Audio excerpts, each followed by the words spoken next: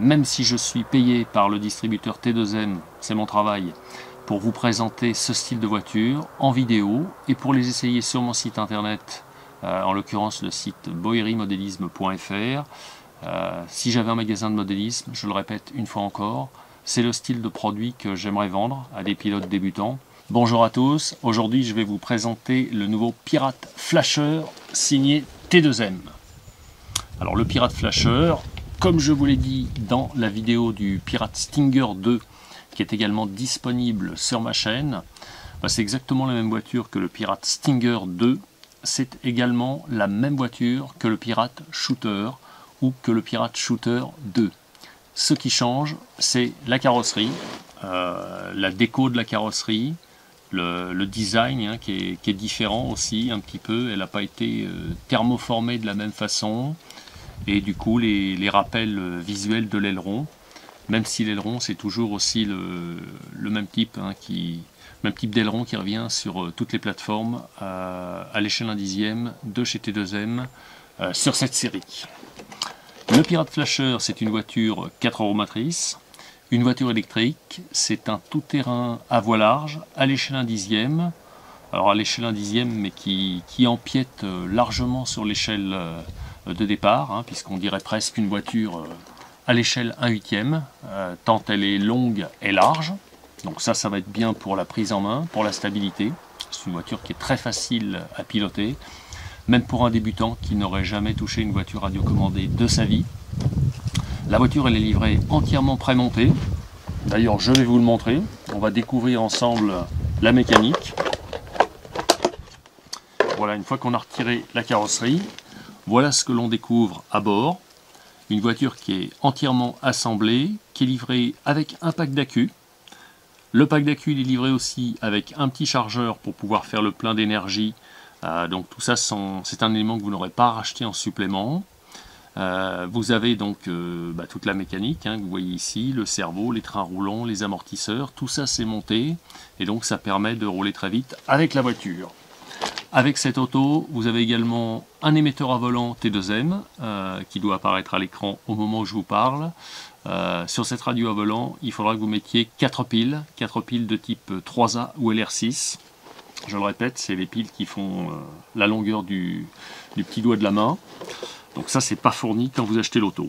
Et pour démarrer cette vidéo, je vais vous redire ce que je vous ai déjà dit sur la vidéo du Pirate Stinger 2, à savoir que l'auto, dans sa configuration de série, elle est livrée avec un accu NiMH de 1800 mAh, que vous voyez ici. L'accu vient se loger dans un petit logement prévu à cet effet. Mais moyennant une petite modification à bord du variateur, que vous voyez plutôt ici, vous pourrez monter à bord en option, si vous le souhaitez, et seulement si vous le souhaitez, un accu LiPo. Alors pourquoi monter un accu LiPo à la place de l'accu d'origine? Ça c'est question de goût et couleur. Avec l'accu d'origine, vous avez un accu qui fonctionne en 7V2. Avec un accu LiPo, vous allez avoir un accu qui va fonctionner en 7V4. L'accu d'origine vous donne du 7V2, l'accu LiPo va vous donner du 7V4, et même si ça a l'air de rien, cette toute petite différence de 0,2 volts, elle va vous donner davantage de vitesse de pointe, un petit peu, ça va pas doubler, faut pas se dire de bêtises, et vous allez avoir aussi des accélérations et des reprises qui vont être plus franches, sans compter qu'avec un accu LiPo, vous aurez plus facilement la capacité de pouvoir augmenter l'autonomie. Vous aurez une autonomie supérieure, plus vous montez en ampérage, même si dans les faits ce que je dis c'est pas des bêtises, mais vous pouvez avoir aussi un pack d'accu NiMH qui fait 3000 ou 4000 mAh, auquel cas vous augmenterez l'autonomie d'origine. Mais désormais sur le marché, vous trouvez plus facilement des accus de grosse capacité, de fort ampérage, dans la catégorie des accus LiPo. Donc sur ce Pirate Flasher, si un jour l'envie vous prend de monter un accu plus puissant et de mettre un accu LiPo, il faudra que vous demandiez, que vous choisissiez un accu LiPo 2S. S, c'est le nombre d'éléments qui sont contenus en fait dans un accu. Donc quand vous achetez un accu LiPo, c'est un accu qui renferme en fait 2 éléments. C'est comme ça qu'il faut le comprendre. Revenons à nos moutons, ou plutôt à la voiture. Cette voiture, elle est donc 4 roues motrices, elle dispose d'une transmission qui est intégralement montée sur roulement à billes, elle possède des cardans articulés à l'avant, des cardans droits à boule goupillée à l'arrière, 2 différentiels dans les cellules pour assurer une bonne tenue de route et un arbre rigide au centre. Au centre également, vous avez, et je vais vous la remontrer en gros plan, une couronne en plastique injecté, donc autrement dit la couronne est plastique. Alors c'est bien, c'est pas bien, on jugera comme on veut. Il est clair que c'est une pièce qui peut s'user à la longue. Si on chope des gravillons dans la couronne, bah oui, on va bouffer les dents de la couronne, ça peut arriver. Pas très grave, il s'agit d'une pièce de consommable, d'une pièce d'usure classique. C'est pas très grave. La voiture est équipée d'amortisseurs hydrauliques. Des amortisseurs dont on peut également régler la tension des ressorts grâce au corps fileté. Les amortisseurs, ils possèdent des corps en nylon injecté, donc des corps plastiques. Donc comme je le disais dans une vidéo précédente dédiée au Pirate Stinger 2, il est clair que des amortisseurs à corps aluminium, c'est plus beau, c'est plus solide, c'est plus fiable. En revanche, vraiment, pour avoir roulé avec le Pirate Flasher pendant un petit bout de temps, franchement, il n'y a rien à reprocher à ces amortisseurs à corps plastique d'origine. Ça fuit pas au niveau des bouchons, ça fuit pas au niveau des tiges. L'hydraulique, elle est très correcte, elle offre un feeling très correct d'origine. Surtout si on tient compte encore une fois que cette voiture c'est une voiture de loisir, c'est pas une voiture de compétition. Et de toute façon, comme c'est une voiture dont les amortisseurs possèdent des corps démontables, si vous le souhaitez, vous pouvez démonter les corps, changer l'huile et mettre de l'huile plus dure par exemple pour raffermir les suspensions si vous le souhaitez. Donc voilà, ou remettre un petit peu des compléments d'huile si les amortisseurs se mettaient à perdre légèrement de leur huile dans la durée, ce qui serait tout à fait normal. Donc il n'y a aucun souci à ce niveau-là. La voiture, elle est très plastique, très nylon, comme de nombreuses voitures du segment loisir. Ça non plus, ça gêne pas du tout à l'usage. C'est très solide. Le nylon, il présente un avantage, c'est d'assurer une certaine déformabilité en cas de choc. Donc il faut vraiment taper fort pour casser quelque chose sur la voiture, même si ça peut arriver, comme sur toutes les voitures, comme sur toutes les autos. Sur l'auto, on a un train avant qui est toujours à peu près identique depuis des années sur ce genre de modèle. Donc le train avant, il est structuré à partir de triangles pleins munis de croisillons et de tirants équipés de tirants sur rotule équipés de pas inversés. Les pas inversés, on les retrouve au niveau supérieur pour pouvoir régler le carrossage des roues. On retrouve aussi les bilettes à pas inversés à la direction pour pouvoir ajuster cette fois le pincement ou l'ouverture des roues avant. Et vous avez donc un système de direction qui fonctionne avec des étriers et porte-fusées classiques. Donc je vais vous les remontrer en gros plan. Voilà, tout ça c'est du classique, il n'y a rien d'extraordinaire à bord de l'auto, avec des cardans articulés, mais tout fonctionne parfaitement quand vous êtes en piste, puisque j'ai essayé aussi cette voiture sur un circuit, sur un vrai circuit. La direction, elle est totalement dépourvue de réaction parasitaire. La voiture s'inscrit parfaitement en virage. Elle est un petit peu sous-vireuse, mais juste ce qu'il faut. Sous-vireuse, ça veut dire qu'elle est plutôt sécurisante. Quand vous tournez la direction à fond et que vous vous engagez dans un virage, elle va tourner, mais juste ce qu'il faut. Elle va emporter un petit peu légèrement vers l'extérieur du virage, mais pas trop quand même. Donc de fait, la voiture reste compétitive. Si on détaille le train arrière, le train arrière, c'est à peu près la copie conforme, pour ne pas dire tout à fait la copie conforme du train avant. C'est exactement la même chose. Le train arrière ressemble comme deux gouttes d'eau au train avant, avec des tirants montés sur rotule et équipés de pas inversés, et des bras de suspension croisillonnés. Alors les triangles à l'arrière, ils sont quand même différents de ceux de l'avant, c'est pas la même forme. Donc si un jour vous avez l'occasion de casser un triangle, les avants ne sont pas compatibles avec les arrières. C'est deux modèles différents. Le châssis de la voiture. Alors, un mot du châssis. Le châssis, c'est un châssis en plusieurs parties, en plastique injecté, comme vous le voyez. Donc ça c'est très solide, hein, contrairement aux apparences ou à ce qu'on pourrait penser. C'est finalement aussi solide qu'un châssis en aluminium. C'est moins noble, c'est moins beau, c'est moins cher surtout. Mais dans les faits, en roulant, il n'y a pas de problème avec un châssis en plastique comme ça. C'est très rigide, c'est très bien foutu. Hein. Ça fait des années que T2M vend des voitures qui sont faites comme ça. Et d'ailleurs pas que T2M. On retrouve des châssis comme ça, de ce type, sur d'autres voitures, sur d'autres marques. Donc aucun problème avec ça. Également, je ne sais pas si vous le verrez à l'image, le châssis, comme sur les voitures de compétition, notamment à l'échelle 1/8, il est légèrement incliné sous la cellule avant. Je ne sais pas si vous le voyez. Hein, c'est-à-dire qu'il monte comme ça un petit peu à l'oblique. Donc ça va vous aider à franchir des bosses, des tremplins de saut notamment, hein, à faire des sauts si vous allez sur un circuit où il y a des petits sauts. Voilà, ce sont des choses qui sont somme toute très classiques maintenant sur de nombreuses voitures radiocommandées. Avant on avait ça que sur des voitures de compétition, maintenant ça s'est démocratisé. On retrouve ces conceptions également sur les voitures de loisirs. Au niveau de l'électronique, la voiture elle est équipée d'un cerveau à pignon plastique de 3,5 kg de couple, on le voit ici. Alors ça suffit dans la configuration de base pour faire tourner les roues et pour assurer un fonctionnement correct, sans ennui. Maintenant, mon conseil, ce serait, dès que vous aurez un petit peu de saut de côté, vous pourrez vous payer un cerveau avec des pignons métal. C'est encore un peu plus fiable. Voilà, mais dans la configuration de base, franchement, ça fonctionne très bien, il n'y a pas de souci.